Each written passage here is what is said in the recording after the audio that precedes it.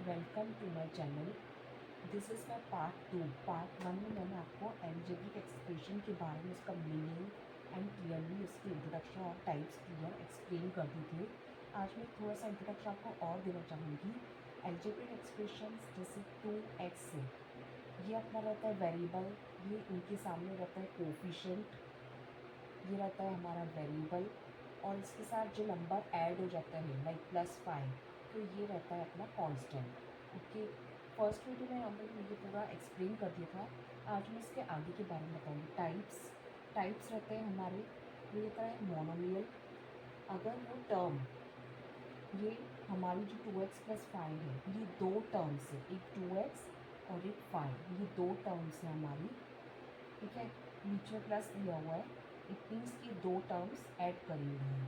First term जो आपको दी हुई है, ये एक सिंगल की बात करें तो ये है मोनोमियल, लाइक 2x। ठीक है, अब नेक्स्ट इज बाइनोमियल। बाइनोमियल में 2x+5, ये पूरा आपका आ जाएगा बाइनोमियल में। Third is trinomial. ट्राइनोमियल में तीन टर्म्स आ जाती है, इसके साथ यही मैंने आपको पहले भी समझाया था। दिस वन, 1, 2 और 3, ये आ जाएगा हमारा ट्राइनोमियल। चौथा पार्ट है इसका पॉलिनोमियल। पॉलिनोमियल ये हमारी आखिरी टर्म है, टाइप है एल्जेब्रिक एक्सप्रेशन का, जिसमें 3 से 2 से ज़्यादा टर्म्स आ जाती हैं, लेकिन उसमें पॉजिटिव एक्स पावर्स आती हैं, पॉजिटिव पावर्स आती हैं। Exponents means, powers means exponents positive रहते हैं। ये नंबर रूट में भी नहीं रहता, वेरिएबल्स रूट में नहीं आते। अगर ये रूट में आ गए तो it is not a polynomial. कि इतना क्लियर हो गया। देन अगला पॉइंट हमारा है टर्म्स। अब टर्म्स की बात करें, लाइक 2x है, 2x और 3x, बिकॉज कि दोनों में x आ रहा है, इनको हम ऐड भी कर सकते हैं, इसको हम सब्ट्रैक्ट भी कर सकते हैं, क्योंकि ये दोनों जो टर्म्स हैं ये लाइक टर्म्स हैं। लाइक टर्म्स मतलब जिसमें वेरिएबल्स सेम रहते हैं। अब जैसे हम बात करें 3y+4b, क्योंकि इसमें वेरिएबल्स दोनों अलग अलग हैं, तो ये लाइक टर्म्स नहीं कहलाएगा, ये कहलाएगा हमारा अनलाइक टर्म्स। ओके, तो लाइक एंड अनलाइक ने आपको एक्सप्लेन कर दिया। अब इनके एडिशन की बात कर रही हूँ आपको।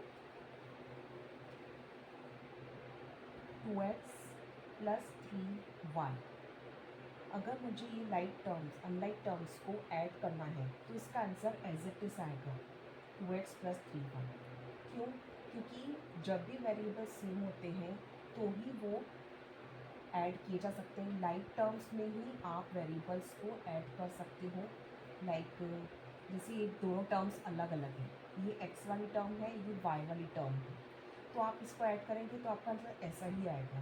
लाइक इसी को अगर सेम टर्म्स लेते हैं, x एंड x की डिजिट्स लेते हैं, तो वो ऐड हो सकती है। 3+2 5, तो ये हो जाएगा अपना 5x। ओके, तो एडिशन की बात करें तो like term, unlike terms, and this one is like term. अब दूसरी चीज़ है मेरे पास सब्ट्रैक्शन। 5 1, ये दोनों कौन सी टर्म्स होंगे?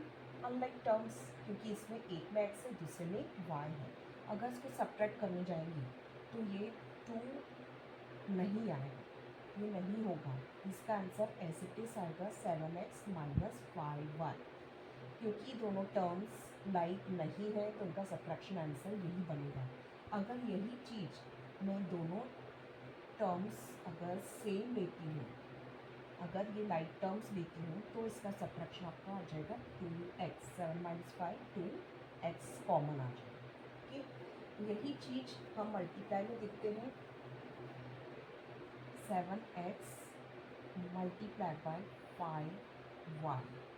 जब हम मल्टीप्लिकेशन करते हैं अनलाइक टर्म्स का, तो नंबर्स जो रहते हैं, कोफिशिएंट्स जो रहते हैं, न्यूमेरिकल कोफिशिएंट, x के आगे 7 है, वो इसका कोफिशिएंट है, और y के आगे 5 है, ये उसका कोफिशिएंट है। तो जो आपकी कोफिशिएंट रहेंगी वो दोनों मल्टीप्लाई हो जाएंगी। 7 × 5 35, और जो दोनों वेरिएबल्स रहेंगे x और y, ये साथ में आ जाएंगे, तो हमारा आंसर बन जाएगा 35x1। ठीक है। अब यही चीज़ अगर मैं 5y लेती हूँ, अगर मुझे लाइक टर्म्स को मल्टीप्लाई करना है, दोनों सेम चीज़ है, दोनों लाइक टर्म्स हैं, तो y और y ये दोनों मिलकर y² हो जाएगा, बिकॉज इसकी आइडेंटिटीज रहती है अलजेब्रिक एक्सप्रेशन की, वो मैं आपको आगे नए अपने पार्ट 3 में एक्सप्लेन करूँगी। y की पावर 1 है और यहाँ पे y की पावर 1 है, हालांकि ये अंडरस्टूड रहता है, यहाँ पे लिखा नहीं जाता है, ये अंडरस्टूड रहता है 1 पावर, अदरवाइज 2 रहता है या 3 रहता है तो वो नोट डाउन किया जाता है एज अ पावर, लेकिन यहाँ पे ये 1 जो है वो अंडरस्टूड है, तो इसका भी कोफिशिएंट और इसका कोफिशिएंट 5 × 5 25 हो जाएगा, और y मल्टीप्लाई बाय y² हो जाएगा। ठीक है। अगर आपको फिर भी कोई डाउट है तो you can comment me in my comment box. Okay. अब इसी चीज़ को मुझे डिवाइड करना है, लाइक मेरे पास एक डिजिट है 14x और 7y, इसको मुझे डिवीज़न करना है, तो इसके दो तरीके होते हैं डिवीज़न करने के, या तो आप इसको सिंपल मेथड में डिवीज़न करिए, या फिर इसका दूसरा एक तरीका है, इसको आप 14x लिख के और उस डिवीज़न वाले नंबर को नीचे लिख दीजिए, जहाँ पे x और x कट जाएगा, 7 आपका कोफिशिएंट, 7 1 से 7, 7 2 सा 14, इट मीन्स आपका आंसर क्या आ जाएगा 2। अब आप मैंने नीचे 1 लिखा है, तो 1 की कोई वैल्यू नहीं होती, 1 जो होता है वो अंडरस्टूड रहता है, इसका आंसर 2 ही सपोज किया जाएगा। दूसरी चीज़ है, जब आपको 7x को 14x को 7x से डिवीज़न करना है, तो आप क्या करेंगे, 7 की जगह 14 कितने टाइम्स आएगा, 2 टाइम्स, 7 2 सा 14x।